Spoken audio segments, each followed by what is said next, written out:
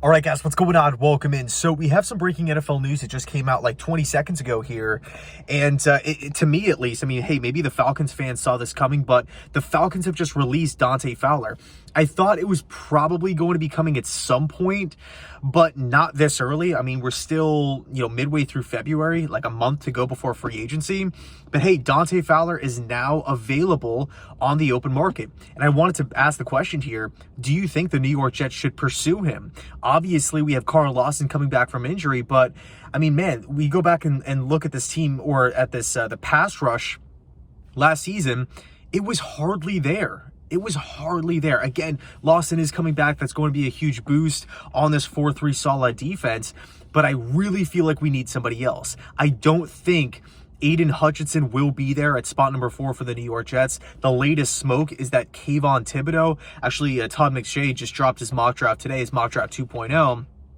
And he is Kayvon Thibodeau falling to spot number 5 with the New York Giants. So, hey, if McShay is onto something and Kayvon does fall and he's on the board for the Jets at 4, I mean, I would frankly love that. But hey, if it doesn't happen, I think we obviously have to look elsewhere. I don't feel comfortable with Carl Lawson, and that's kind of it. Yes, of course, we do have John Franklin, JFM, on a multi-year contract.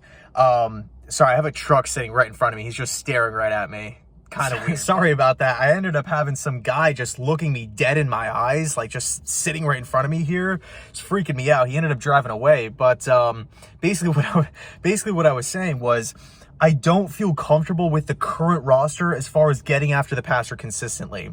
We all know this defensive scheme is built off of getting after quarterbacks with your front 4 defensive linemen. That's just a fact. If those guys can get home, it opens up so many things in the back end. It really, truly does. Do the Jets have enough talent there currently? Again, we still have so much time. We could make a free agent move. We could make a move in the draft. What if Thibodeau falls, right? All these different things could happen. But I think if the season were to start today, I wouldn't feel comfortable. I would not feel comfortable. So we turn our attention to Dante Fowler. This is a guy, former 3rd overall pick. He's actually from St. Pete, which is maybe like 40 minutes from where I'm at right now, to Jacksonville. Looked really promising early in his career. I loved him back at Florida. He was really aggressive in how he attacked quarterbacks, how he attacked running backs, just really like ripping guys down, and just a violent dude. And I love that about him. And I mean, there was actually speculation that he could have been the 6th overall pick to the New York Jets. Of course, Leonard Williams ended up falling, and Fowler wasn't even on the board. But early in his career, he was a promising defensive end. Like, that Jags defense was no joke. It was no joke. They weren't winning games, like a lot of games early at the time, but that defense was stacked with young talent. Long story short, he ends up going to the Rams, and he has a pretty productive season. I believe it was his second year with the Rams, where he was playing some outside linebacker, double-digit sacks. It was awesome. And then goes to the Atlanta Falcons and just disappoints. I mean, last season, I think he had just over 30 tackles with 4.5 sacks.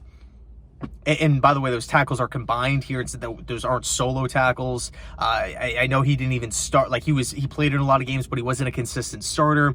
It seemed like the writing was on the wall for Fowler in Atlanta. But again, to see him get released this early, just a little bit of a shocker. So I think if the price is right, the New York Jets could swoop in and pick him up. And I believe because he was released early, much like Kevin Zeitler last season, a team can go sign him right now. Like, we don't have to wait for free agency to open up March 16th at 4. We can go pursue him because he was just released. So it's interesting. It would be a nice insurance policy for the New York Jets. I don't know if I would 1,000%, be at the point where I'm like, okay, Dante Fowler is good for 12 sacks next season. He's going to be our ace pass rusher. I don't know if I would go that far, just because the consistency has been a problem with Fowler. But I mean, hey, I would give him a shot. Former 3rd overall pick in the draft. He's a physical player. And I really, really like his skill set and versatility. He could play in a 3-4. He could play in a 4-3. That was another big draw with him coming out of Florida. Just can line up at multiple positions. On a defense. So anyway, I think I would give it a shot. Again, if the price is right. If he's out here looking for, tons of money, I don't know, but I think you could probably get him for a pretty reasonable, pretty fair deal. And by the way, again, I know I touched on this point before, but it's a nice insurance policy. Say Kayvon does go in the top 3. Say Aiden does go in the top 3. And we don't really address the other edge position with our second-round picks or on free agency. All of a sudden, we're not, starting next season and scratching our head saying, you know what, well, we address safety, wide receiver, all these other positions, but we still don't have a consistent pass rush. So anyway, let me know your thoughts down below in the comment section. Should the New York Jets pursue Dante Fowler now that he's been released from the Atlanta Falcons? Anyway, thanks so much for watching, and as always, go Jets.